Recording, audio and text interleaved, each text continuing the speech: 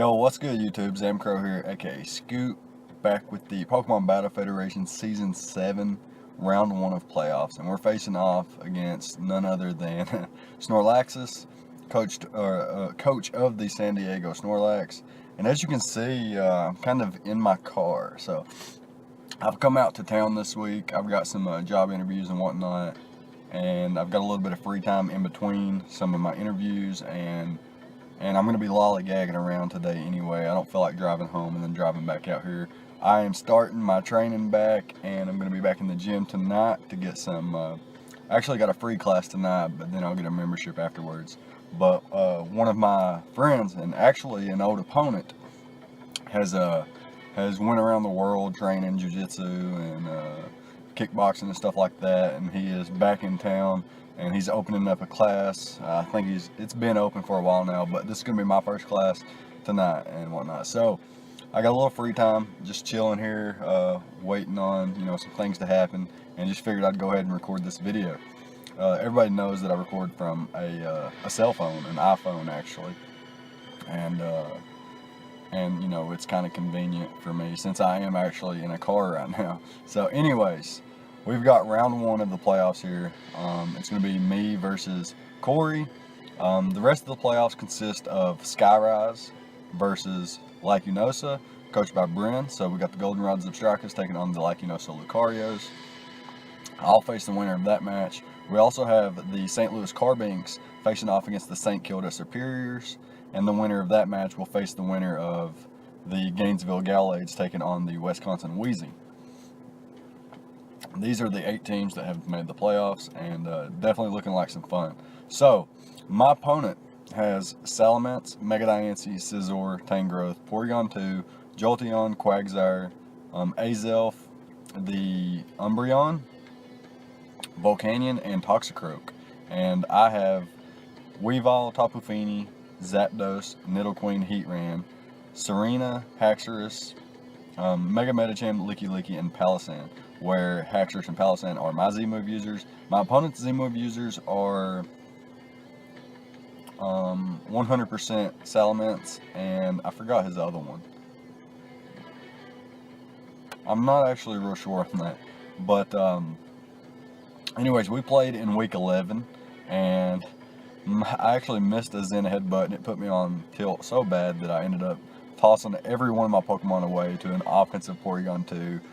We both kind of memed in that match, but it kind of made sense because it was very likely that we played here in this match, round 1 of playoffs. And here we are, so looking forward to a rematch, maybe finally defeat this man.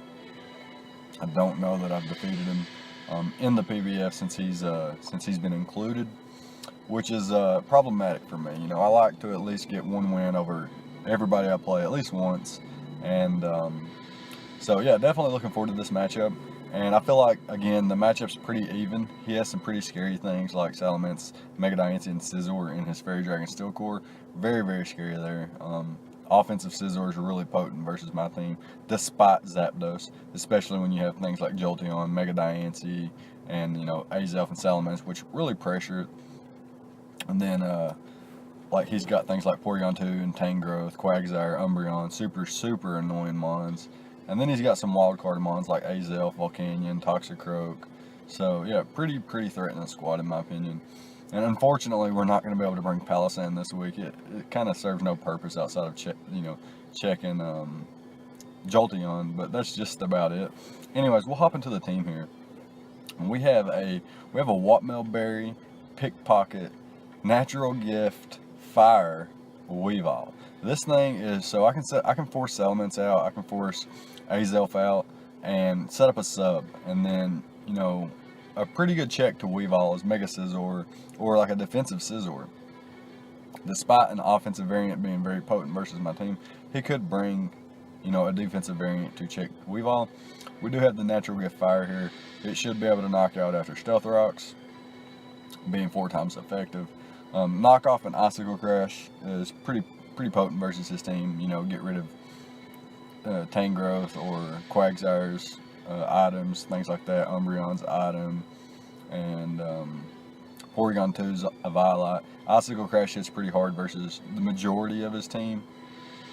And then I can, he should scout, or at least he should scout versus things. Like if I bring in Weavile versus Elements, he should, switch out and test for my Ice Shard. He should, despite Yachi Berry. Same thing for Tangrowth. If I bring this thing in, he should probably switch it out and maybe want to save it for something like Zapdos, or maybe he's a really, really bulky defensive variant for maybe Mega Metagym with the Rocky Helmet or something like that, and he might want to save that. So I felt like this set was pretty cool. It's a little bit heat, no pun intended there with the natural gift fire. The Walkmo berry, once my natural gift goes off and I lose my berry, I actually have the pickpocket abilities to steal items from his mons. Say Quagsire has leftovers. I click knockoff and I've already got rid of my berry, then the pickpocket is going to steal his leftovers. If Azelf is, Life Orb and it's weakened or something like that, or say it's not weakened, but say it's Life Orb and I click knock off, knock it out, and I'll take its Life Orb. Now I'm a Life Orb Weavile, so that would be pretty sweet in my opinion. And then I am speed creeping Mega Diancie by 2 points. Unfortunately, couldn't do 1 point, so I had to do 2 points. But yeah, it's pretty nice mon here overall. Next up we have Zapdos, and Zapdos is a max defense, max HP variant here this week.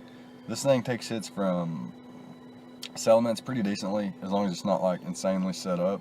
It can survive 1 Diamond Storm, and it can take hits from Mega Scizor not Mega, but regular Scizor, Banded Scizor, Life Orb, Swords Dance Scizor, as long as it's not like say I take Stealth Rocks and it's like at +2 with the natural gift Rock or natural gift Ice or something like that, something super effective versus Zapdos, then I should be able to eat it up pretty comfortably and be able to fire back a huge Heat Wave back and just knock it out or something like that.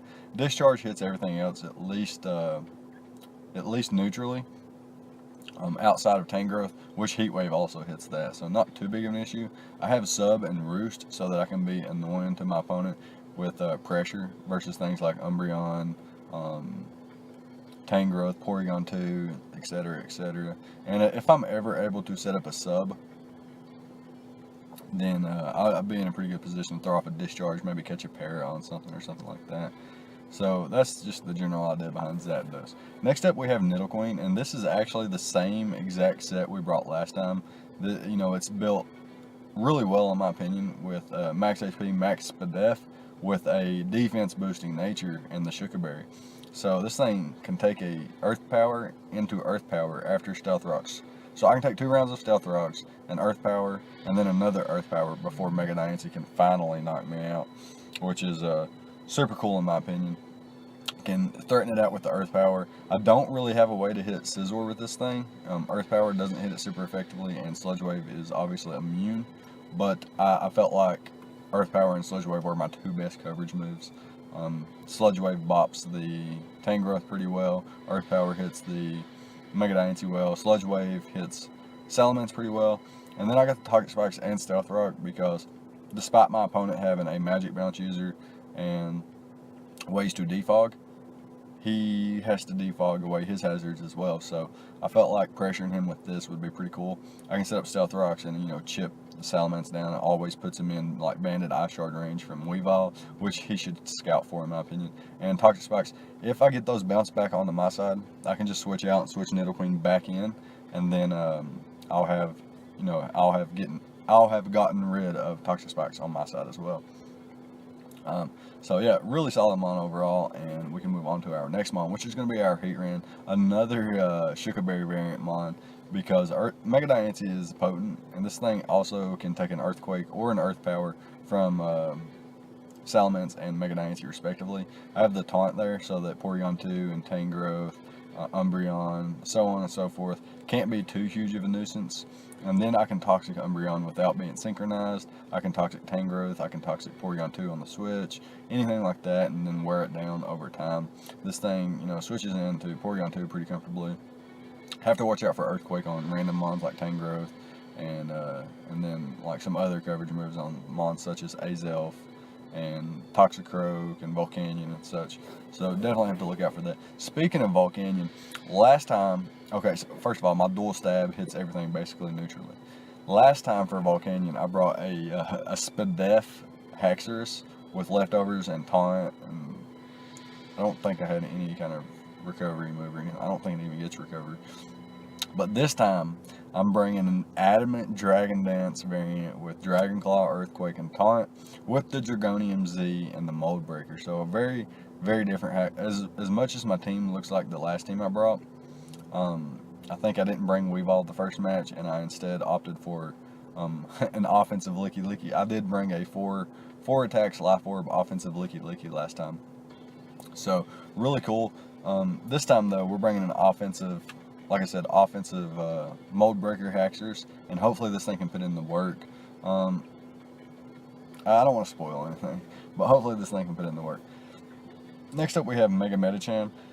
It's a very similar set to last time. It may be exactly the same. I don't know if I changed any EVs, but the moveset's exactly the same, because Sub Drain Punch is a really, really nice set versus my opponent with Zen Headbutt and Bullet Punch for the Mega Diancie. Zen Headbutt hits everything else pretty much neutrally, and obviously got the Bullet Punch so that, you know, I have priority versus the Mega Diancie and don't have to worry about being outsped and knocked out in one hit. But yeah, that's just the general idea about the team there. We have, you know, just a quick recap: Waltmail, Berry, Natural Gift, Weavile with Sub, Zapdos. So Sub on 3 mons, Weavile, Zapdos, and Mega Medicham with the Drain Punch and the Zen Headbutt. Then we have our defensive backbone here, like I was mentioning, Zapdos, Nidoqueen, and Heatran. 2 Sugar Berry variants here with Stealth Rocks and Toxic Spikes. I like Toxic on Heatran despite having Toxic Spikes, because I may not be able to get my Toxic Spikes up and would still like to poison things with the Toxic anyway.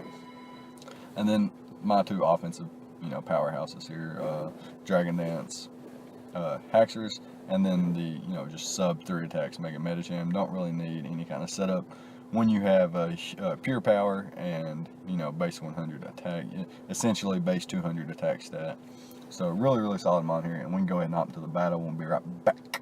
Okay, so here we are with the replay, and my opponent chooses to bring the Scizor as expected. Azelf, Volcanion, Toxicroak, if you can see it there hiding behind the Salamence, and Mega Diancie. So I feel pretty adequately prepared. My opponent, I don't think my opponent brought, you know, his annoying mons in either match. He brought Porygon 2 in the first match, but he didn't bring like a very annoying one. Like I mentioned, he brought a 4 attacks offensive Porygon 2, and so really happy about that, to see, you know, those annoying mons not come. So I felt like Weavile is a pretty solid lead here, but in the case that he leads off with Scizor or something, just wants to U-turn out, which I don't really necessarily expect, because I have Heatran and Nidoqueen, which could be leads. Zapdos could also be a lead.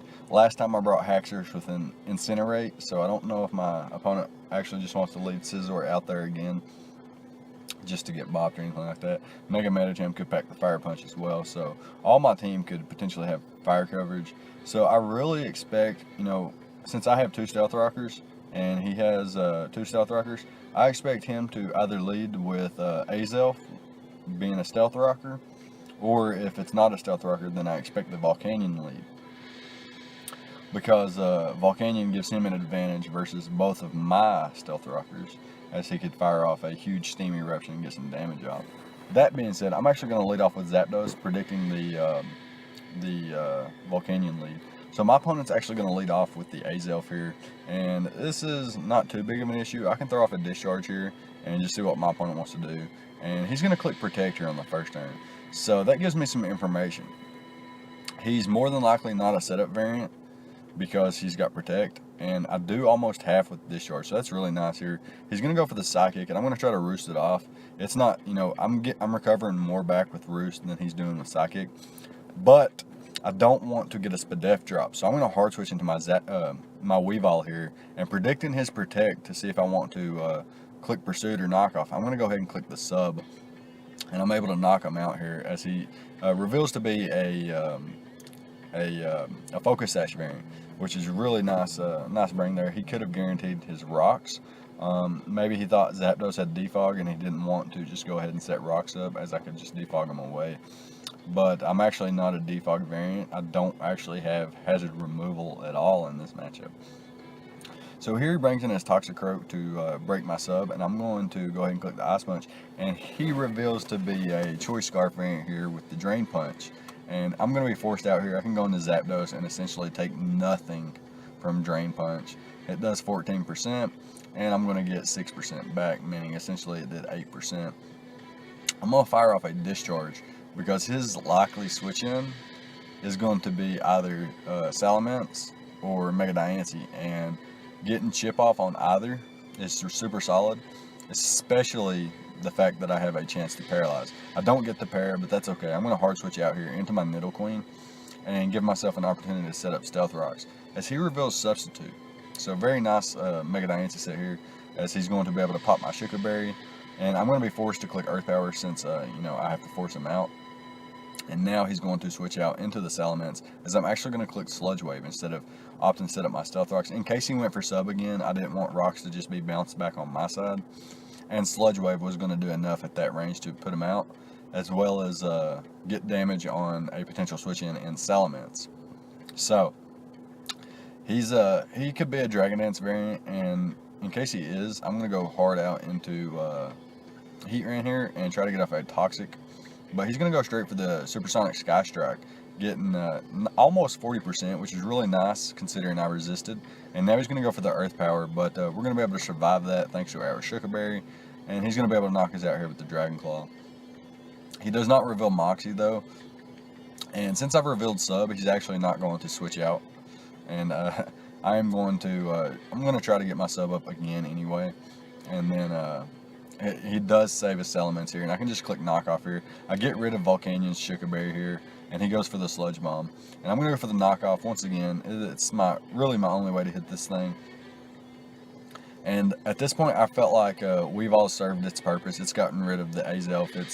It's gotten forced Salamence out and weakened the Volcanion pretty good. So now I just revenge kill him here with the Mega Medicham, and he brings in the Salamence to get the Intimidate off. And what I'm going to do here is just going to go ahead and reveal that I do have the Bullet Punch. I didn't want to risk the Speed Tie and him potentially, you know, be able to knock me out there. So I'm going to go out into my Zapdos here as he brings in the Scizor. I couldn't take a Bullet Punch if it's banded. So it's just hard switch out here, and he brings in Mega Diancie. So now basically I have to pick a sack. And what I'm going to do here is I'm going to go into Nidoqueen, because I can still take an Earth Power. And as you can see, I can break his sub and then force him out in the later turns. And he actually does switch out here as I go for the Earth Power. Maybe he predicted my Sludge Wave again or something. But I didn't really have a reason to, because he could have went Scizor this turn. And I think Earth Power is just my best all-around play. Super effective against two bonds, and at least hits Scizor for neutral damage. So that's my best play overall, and he's going to be able to bring in Scizor here and just revenge kill me with the Bullet Punch. And I can just go into Zapdos on the following turn. I can Roost up here, or I can just throw off a Discharge or a Heat Wave. And I choose to Roost up. Maybe Discharge was my better play, because Zapdos was a likely switch in and it would have guaranteed me the win. But here I'm going to have to sack off Haxorus. I go into Mega Medicham, and like I can click Bullet Punch or Drain Punch here, and now we're kind of in a position to where we're both kind of having to checkmate each other over and over and over. I'm going to click Sub here, predicting him to go for the U-turn, as he does, and he goes into the Mega Diancie, and he's going to have to pick if I'm going to Drain Punch or Bullet Punch again. So this is a never-ending cycle here. This time I'm going to hard swap out to Zapdos, and he goes for the U-turn again. So he's getting these right, and now he's able to get some huge damage off here versus my Zapdos. He actually doesn't have Earth Power. I kind of figured that. I mean, he doesn't have Power Gem or Diamond Storm, and I kind of figured that earlier when he I think he switched out. No. He went for Moonblast earlier, and he revealed Sub, Moonblast, and Earth Power. And I don't know if he actually ever revealed his last move, but he ends up not having a rock move, so Zapdos is actually able to survive here. When I did my calcs, funny story here, had he had Power Gem, he would have actually knocked me out, or Diamond Storm. He would have he would have put me at least in range of Scizor if he didn't knock me out. But I was calcing regular Diancie, and like it said I was eating these hits up, and I was like, what's going on? I just eat these, Zapdos, you monster. But it turns out Mega Diancie bops me with the rock type move. So got really fortunate there. And now as long as I'm not in range of a banded bullet punch and my heat wave lands, I should be able to win here. I'm going to roost up to make sure that, you know, if I do miss heat wave, I still have a chance. But what I'm going to do here is going to roost up once again, and then I know here that I can just go ahead and click heat wave. I can click it a couple times if I miss, and I should be in a good position. And we're going to be able to take up the 2-0 victory, coming back from, I think it was a 2-0 loss last week, to end the season on. A very unfortunate way to end the season. And like, it was so unfortunate because, you know, I had lost my first 2 battles. The second one was really bad hacks, and then I made it a point to myself that I wanted to win out. I wanted to win the rest of my games. I wanted to go 9-2 after starting 0-2, or 0-2, excuse me. But we only finished 8-3. But now we're 9-3, and we're moving on to the semifinals against. No spoilers. I won't spoil that. I may do an update video and maybe go over some of the battles and stuff like that. But yeah, really solid game here, and very fortunate that he didn't have a rock type move here at the end. But I kind of suspected that from earlier in the match when he had revealed sub, and he actually clicked Moonblast versus my Zapdos earlier in the matchup. I'm pretty sure he did. And I swapped out into my Hacksters, and it died. I'm pretty sure that's what happened. But yeah, it's going to be a good game to Corey, and we're going to be moving on. And like I said, I won't spoil who I'm going to be facing in the round 2 of the playoffs. But really excited for that matchup and stuff. So yeah, look forward to that. Let me know what you thought about the battle and the prep on both sides of the field. Leave a like, comment, subscribe, all the good stuff, and I'll see you guys next time. Thank you for watching.